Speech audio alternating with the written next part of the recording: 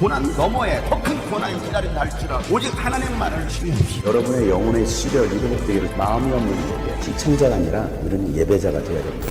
샬롬, 오늘도 우리에게 생명을 주신 하나님을 찬양합니다. 임마누엘 하나님께서 여러분의 삶 가운데 함께 하실 것입니다. 오늘도 주님의 말씀을 의지하고 힘있게 살아가기를 소망합니다. 함께 나눌 말씀은 이사야서 8장 9절부터입니다. 너희 민족들아, 어디 전쟁의 함성을 질러보아라. 패망하고 말 것이다. 먼 나라에서 온 민족들아, 귀를 기울여라. 싸울 준비를 하여라. 그러나 마침내 패망하고 말 것이다. 전략을 세워라. 그러나 마침내 실패하고 말 것이다. 계획을 말해보아라. 마침내 이루지 못할 것이다. 하나님께서 우리와 함께 계시기 때문이다. 주님께서 그 힘센 손으로 나를 붙잡고 이 백성의 길을 따라가지 말라고 나에게 이렇게 경고의 말씀을 하셨다. 너희는 이 백성이 모의하는 음모에 가담하지 말아라. 그들이 두려워하는 것을 두려워하지 말며 무서워하지도 말아라. 너희는 만군의 주 그분만을 거룩하다고 하여라. 그분만이 너희가 두려워할 뿐이시고 그분만이 너희가 무서워할 뿐이시다. 그는 성소도 되시지만 이스라엘의 두 집안에게는 거치는 돌도 되시고 걸리는 바위도 되시며 예루살렘 주민에게는 함정과 올가미도 되신다. 많은 사람이 거기에 걸려서 넘어지고 다치며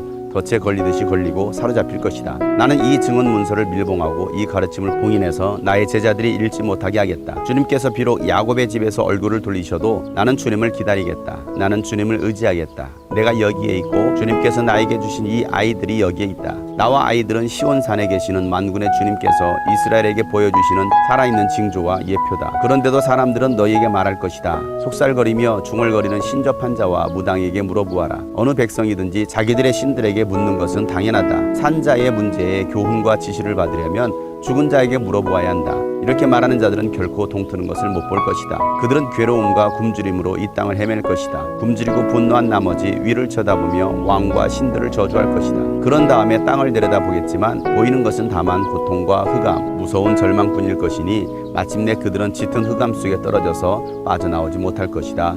아멘.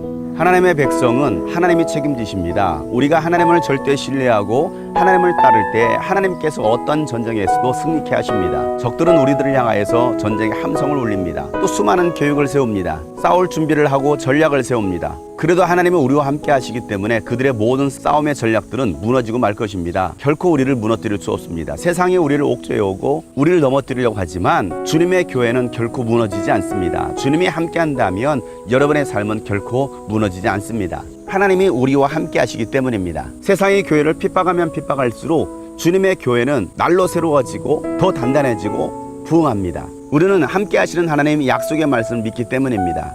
믿음이 연약하여서 세상을 따르는 사람들은 결국 그 세상과 함께 심판을 받고 멸망을 당하게 될 것입니다. 하나님은 이사야 선지자에게 그러한 백성들을 따라가지 말라라고 말씀하십니다. 많은 사람들이 세상을 두려워합니다. 세상의 정부가 교회를 억압할 때에 그들의 권력을 무서워합니다. 그런데 하나님은 말씀하십니다. 그들의 계획에 가담하지도 말고 그들을 두려워하지 말라는 것입니다.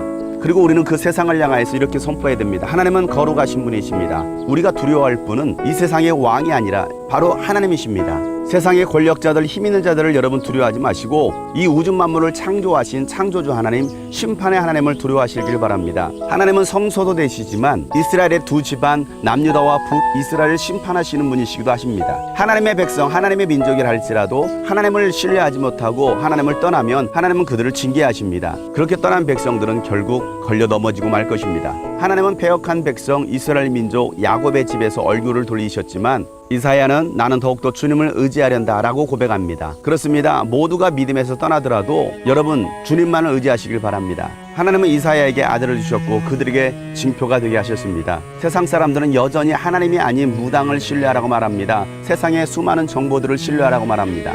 신접한 자를 찾게 하는 것입니다. 그러나 그들은 결코 여러분의 삶을 인도하지 못합니다. 우리의 삶을 인도하시는 분은 바로 살아계신 하나님이십니다. 세상을 의지한 사람들은 결국 세상에서 절망을 보게 될 것입니다. 그러면서 또한 하나님을 원망할 것입니다.